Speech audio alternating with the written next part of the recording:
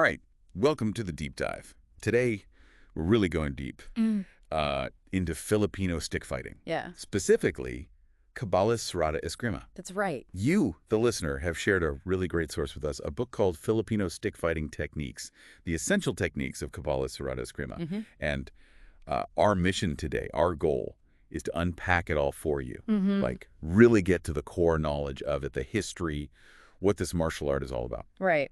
And this deep dive really hinges on, like you said, the book of Filipino stick fighting techniques. It's the revised and expanded edition by Darren Tebin. Okay. And what makes it so valuable is that it doesn't just give you like a list of techniques. Right. It goes into the history. It's got like reflections, insights directly from Grandmaster Angel Cabales students, Right. breakdown of the fundamental movements, and there's even essays from like senior masters and instructors. Oh, cool. So it gives us like a really rich picture of this art. Yeah, that's what we're going for. And for you, the listener, this is really for someone who wants to, like, get up to speed quickly, Yeah. but not just, like, a surface level thing. We want you to get it thoroughly. Yeah. And we want to make sure that you appreciate those different perspectives and have those, like, aha moments along the way Right. without feeling overwhelmed. Right. So we're not going to just dump a ton of information on you. Nope. That's not the goal. Not at all. We're going to try to make it clear. Okay, so Filipino fighting arts, I mean, these things have a long history. Oh, yeah. A huge history. Yeah. And they're deeply connected to like the defense and even the survival of the Philippines. Right. And you see this with, like eskrima and arnis, which are still practiced widely today. And the single stick has become such a central weapon Yeah. in these systems. And our focus today is on Cabales Serrada Escrima, Right. which has roots in Stockton, California. But it goes all the way back to Sudlan, Cebu, in the Philippines. Now, something I thought was really interesting, like a Serrada method of fighting, it exists in the Philippines. But the specific art of Cabales Serrada Escrima, as we know it, really came together in the U.S. Yeah, that's right. It was Grandmaster Angel Cabales who developed this art. Okay. Specifically in the 1960s in the United States. And he drew from all these different things. Western boxing, the de cuerda style of eskrima, which is really cool, and his own innovations. Right. So this leads us to a very interesting part of the story, which is the connection to Doce Pares. Okay. Angel Cabales said that his master, Felicissimo Dizon, was a prominent member. And this leads to like a whole story. There's like a hermit in the cave, Yeah. shark-infested lagoons. We get a deadly de cuerdas tunnel. It sounds like something out of a movie. Yeah. But what's interesting is the Doce Pares Association of Cebu, they dispute this. Yeah. They say they have no record of this Felicissimo Dizon, but the source, the book we're looking at, goes deeper. Okay.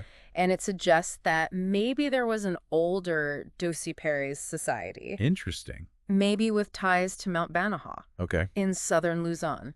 Okay, so Mount Banahaw. Now, this is a mountain that's got its own lore, like in the Philippines. Right. So this older society, they might have used Doce Pares a little differently. Maybe it meant like 12 piers instead of 12 pairs. Yeah, instead of 12 pairs. Which is what the Cebu Association refers to. Right. And what's interesting, too, is that like we have accounts from Antonio Ilustrísimo, Jose Mena, and there's even a book about Agapito Ilustrísimo that all sort of lend credence to this idea of an older society and the existence of these caves on Mount Banahaw. Yeah. And the book even like has translated passages Oh, wow. that talk about the use of these caves and the digging of these caves Yeah. in that region. Very interesting. So Felicissimo Dizon, the man that Cabales claimed as his master, he was known as a master of this de cuerda style, which supposedly he learned from this hermit. Right. And he had a reputation for never backing down from a challenge, even if it meant fighting to the death. Right. And he later worked as a security guard in Manila Okay. and became friends with Antonio Ilustrísimo. So we're talking about like unearthing a hidden chapter in martial arts history here. They really are. Yeah. Now, Angel Cabales himself, born in 1917, Okay. his early life was it was rough, Yeah. full of hardship.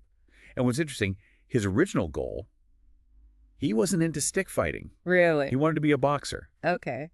But after seeing Escrima, he eventually became Dizon's student at the age of 15, Yeah. recognizing that stick fighting was like his true calling. Wow. And it seems like his time as a seaman had a huge impact on him, on his fighting philosophy. Right. Yeah, I mean, traveling the world, he encountered all these confrontations. And, this period really shaped his famous saying, Right. 3 strikes and a man will fall. And he eventually settled in California. Okay. When he said 3 strikes, do you think that was just about, like, being efficient? Or was there something deeper? I think, I don't think it was just about a literal count of 3 strikes. I think it reflected his confidence from real-world encounters. Okay. A belief in decisive action, Right. ending things quickly, efficiently, and that probably came from those unpredictable situations he faced at sea. Yeah. I mean, you're out there. You don't know what's going to happen. Exactly. Now, in 1967, with the encouragement of Max Sarmiento, Okay. Cabales established the first public Filipino martial arts academy in the U.S. Wow. This was in Stockton, California. Yep. And this earned him the title, Father of Escrima on the mainland USA. Rightfully so. That's a big moment. So, at first, he was teaching what he learned from Dizzen, which is described as a style in the book, Right. which is essentially just a collection of techniques. But then, it evolved into a more formal system. What do you think was the driving force behind that? Like, what changed for his students?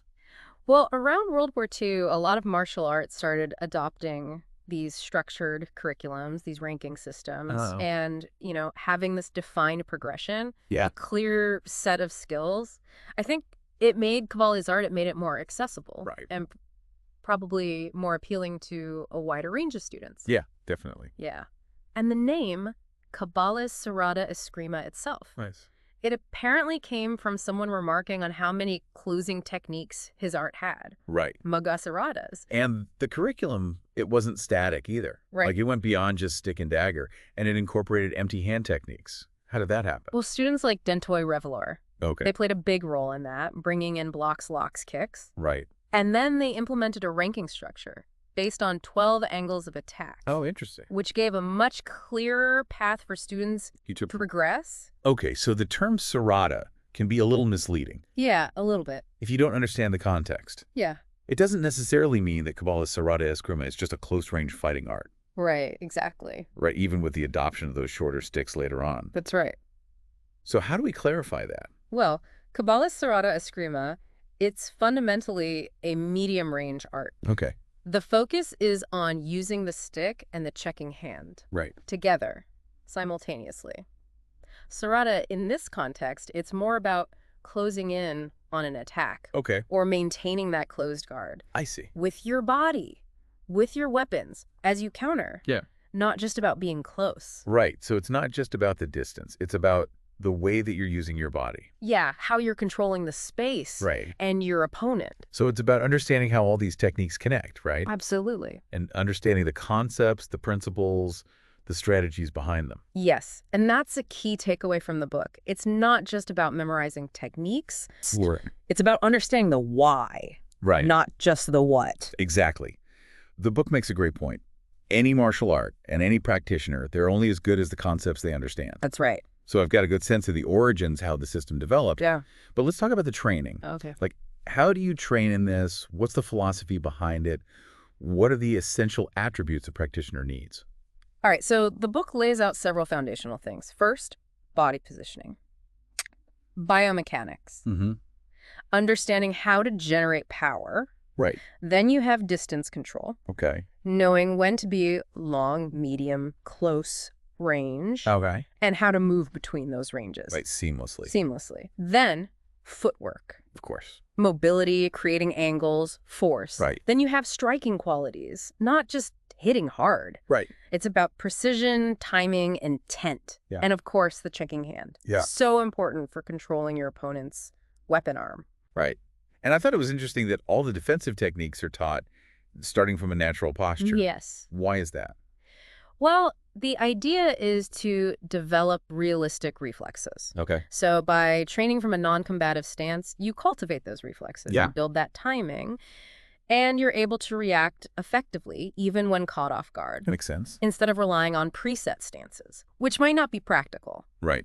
So what about Cabales' teaching style? Yeah. Was it consistent for all of his students? It seems like he individualized it, adapted to each student. Okay. But there were some common themes. Okay. Art Miraflor, he talked about repetition, doing countless blocks every night. Wow. speed and control, Okay. developed through drills.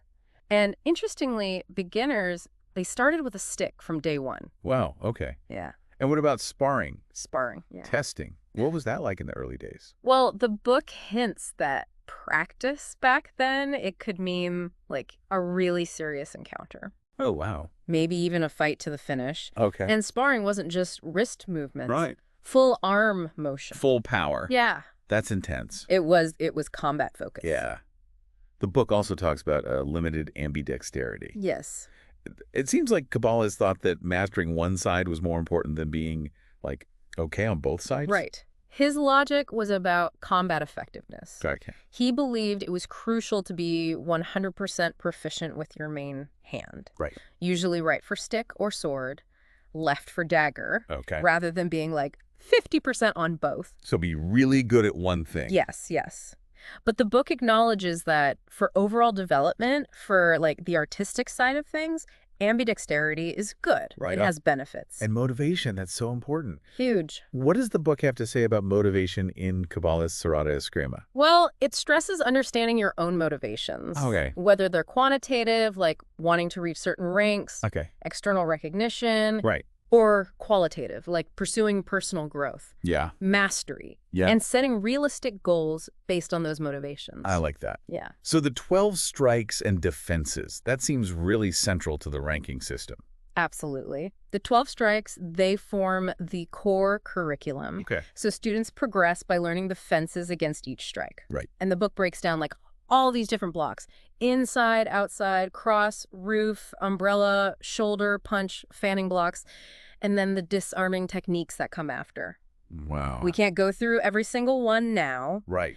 but mastering these 12 attacks and defenses, Yeah. that's a fundamental requirement. Got it. And as you get more advanced, Mm-hmm. it goes beyond just the blocks and strikes, right? Yes, you get into things like reversing and picking. Okay, what's that? So picking is using feints, Okay. subtle movements to probe your opponent's defense, Okay. and reversing is countering your opponent's counters. Whoa, so it's like a mind game almost. It's tactical, and then you have sticky stick and reversing, Whoa, what? which are even more advanced, like master level concepts. Okay. Yeah. So what does it take to reach master level? Well, the book outlines some tough requirements, flawless execution of all the blocks and counters, deep understanding of the theories, Right. knowledge of knife, dagger, and stick techniques. Okay. You got to be able to maneuver in different ranges, Okay. and even counter a longer stick with a short stick. Wow, okay. And there were these final techniques, Okay. reserrata and frail. Whoa, interesting games. They were kept for the most advanced students in Cabales' later years. So like super secret techniques. Yeah, pretty much. Now the book has all these reflections from Cabales students, Yes, it does. and they're really interesting They are. because it brings the man and his teachings to life in a way that, just describing techniques can't. Yeah, it's one thing to read about it. It's another to hear about it from the people who were there. Yeah, exactly. So Art Miraflor, Okay. he started in 1968. Wow. And he talks about the informal atmosphere, the lack of paperwork back then, Okay. how they immediately started with the stick. Great. He remembers Cabales' smile and his grip, Okay. like how strong his grip was. And he even tells a story about a misunderstanding with the Crips gang Oh, wow. because of a red T-shirt. It's a funny anecdote. Oh man, that must have been interesting. Yeah, it gives you a glimpse into their training environment. Yeah, definitely. And Rene Latosa, he describes being immediately hooked after his first encounter with Cabales. Right. His training was often faster paced because he did a lot of demonstrations. Oh, wow. And he even talks about how he was sometimes used to weed out potential challengers, Okay. like if they were being disrespectful. Yeah. And he really emphasized Cabales' humble nature. It seems like a lot of the students say that. Yeah, that he was very unassuming. Then we have Jerry Preciado. Yeah, Jerry Preciado. He actually grew up with Cabales' family. Oh, wow. So he's got some really interesting stories Yeah. from their time in the farming camps. Right. And he started training seriously later in 1987. Okay. He talks about how Cabales would teach even if people couldn't pay right away. Really? He really focused on finding trustworthy and dedicated students. That's nice. And he talks about how Cabales started revealing his hidden techniques later on. Oh, like those advanced ones. Right.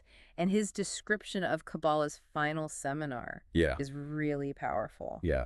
And he also talks about the challenges the Academy faced after Cabales passed away. Yeah, it's always hard to lose a master like that. Then there's Carlito Bonchoc Jr. Yeah, Carlito Bonchoc Jr. He met Cabales in 1979, and he talks about how combat-focused the training was. Okay. And what's really cool is that Cabales adapted his teaching to Carlito's needs. Carlito had some balance issues from partial paralysis. Wow. And later, Cabales encouraged him to become a teacher Oh, wow. after Carlito was diagnosed with a bone disease. Wow.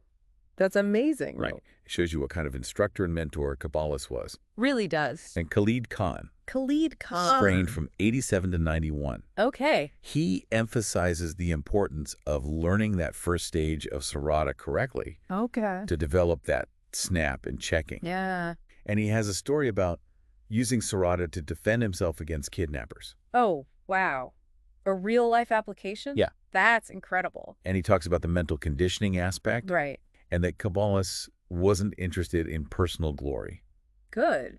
He even suggests that Cabales' system might be the biggest Eskrima style in the world, Really? spread through, he calls it a secret martial arts cult. Oh, wow. Maybe not so secret anymore. I guess not. All right, Anthony Davis. Anthony Davis? He met Cabales in 84, Okay. and he liked the simplicity of the system Okay. and how the empty hand techniques mirrored the weapon techniques. That makes sense. Right. Yeah. And he tells this story about how Cabales claimed to have been in over 35 death matches, Whoa. always in self-defense, though. Oh, okay. And he talks about Cabales' belief in eternal life. Okay. And then he tells another story about Cabales confronting a village shaman Oh, wow. who claimed to have magical powers. What? Yeah, he's got some interesting stories about Cabales. He does. And he also highlights how important Cabales was in opening up Eskrima to a wider audience, Yeah. including non-Filipinos. Right. So all of these reflections, Mm-hmm. they paint a picture of Cabales, like a real complex picture. Right. He was a skilled fighter, Yeah. a dedicated teacher, Mm-hmm. and he really had an impact on his students. Yeah. He changed their lives. The book also talks about mental and emotional control, Yes. Very important. which is super important in a fight. Absolutely. The book talks about being aware of your surroundings. Okay. Reading your opponent, Mm-hmm. understanding your own body's reaction. Right. Like increased heart rate, adrenaline, Yeah. and training your awareness to take in more information. So you can see everything that's going on. Yeah. Okay. And being able to handle multiple attackers. Right. It's a lot to think about. Yeah, it is. The book talks about tunnel vision, too. Right. Tunnel vision. It happens under stress. Yeah. How do you deal with that in Cabales Serrada Escrima? Well, they use realistic sparring. Okay. So simulated combat Mm-hmm. with weapons and empty hand. Right. And this gets you used to the adrenaline, Okay. the fear response, Yeah. and helps reduce that tunnel vision. So you can still see what's happening around you. Exactly. They also talk about how weapons training cultivates emotional intensity Yeah. and a kind of spiritual willingness. Right. Because when you're training with weapons, there's risk. Right. You could get hit. And that builds a different kind of intensity. Right. You have to be ready. Yeah. And ultimately, being able to stay calm under pressure. So important. That's key. Allows for faster reactions, Right. clearer decisions. And the book even talks about relaxation techniques, Oh, wow. like deep breathing, Okay. meditation. Right. So you can stay calm Exactly. even when things are crazy. Oh, yeah. Now, the book talks about the evolution of Cabales Serrada Escrima. Right. It's changed over time, It has. It has. even though Cabales probably wanted it to stay true to its roots. Yeah, I mean, that's natural for any living art form. Yeah. Even Cabales himself, he made interpretations, Okay. added things, Like what? empty hand locks, kicks, Right. structured the curriculum, Right. and different students. Yeah. They learn things with different nuances. Right. What one generation thinks is pure, another might see as incorrect, Oh, that's interesting. based on their lineage. But the core, the essence it endures, So what's that core? the core concepts, Right. the principles of movement, Mm-hmm. strategy, Right. that's what defines Cabales Serrada Escrima. Okay. And that's what allows it to stay relevant. Right. So staying true to those elements, Yeah. that's what keeps the art alive. I like that. So as we wrap up this deep dive, what are the key takeaways for our listeners? I'd say, remember, Cabales Serrada Escrima, it's a rich martial art Yeah. with a fascinating history. Yeah. It blends Filipino tradition with American innovation, It does. and it's focused on self-defense, Mm-hmm. rooted in these core principles Right. that you can apply to weapons and empty hand. Yeah. And the stories from Cabales and his students, Yeah. they give you more than just techniques. Right. They show dedication, Right. personal growth, Mm-hmm. and a lasting legacy. Absolutely. Here's a thought for you, listener. Okay. Given the debate about the origins of the art and how it's evolved, Yeah. what does it even mean for a martial art to be pure? That's a good question. Right. Yeah. Like, how do you balance tradition and change? Right. What does it mean for an art to truly live on? Good question. And for those of you who want to learn more, Yes. you can research Filipino martial arts, Mm-hmm. the different schools of Eskrima, Yeah. even Mount Banahaw, Right. and the older Dosi Paris Society. So much to explore. There's a whole world out there. There is. Thank you so much for joining us on this deep dive. Yes. Thank you. We hope you learned something We hope you're inspired and that you're curious to learn more about this amazing art. about Cabales Serrada Escrima. Yeah. Thanks again. Thanks for listening.